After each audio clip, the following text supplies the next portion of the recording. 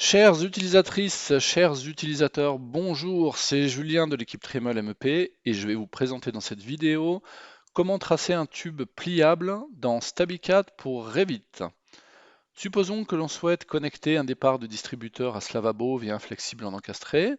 Je peux dessiner un tube comme ceci et dans ma fenêtre, je vais choisir le type tuyau pliable avec pour commencer la méthode de dessin flexible qui est en quelque sorte l'outil natif Revit pour simuler des flexibles. Alors allons-y.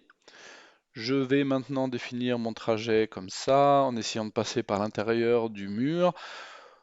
Vous voyez à quoi ça va ressembler, le résultat standard. Je peux ajouter des points de définition de parcours supplémentaires pour affiner celui-ci. Mais comme vous le constaterez, c'est ni facile ni rapide.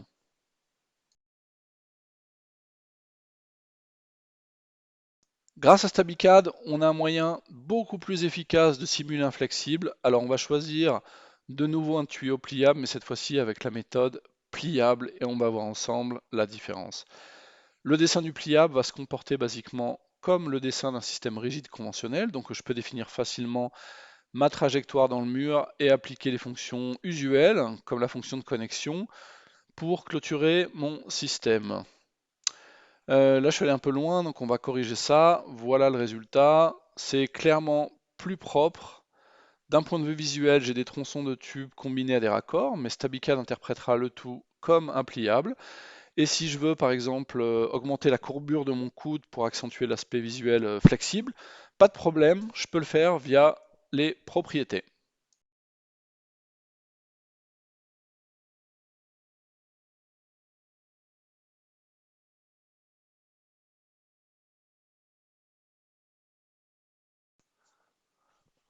Alors on va, pour finir, et si vous le voulez bien, regarder ensemble maintenant le rapport qui est livré avec StabiCAD et qui va donc me permettre de sortir les métraits flexibles.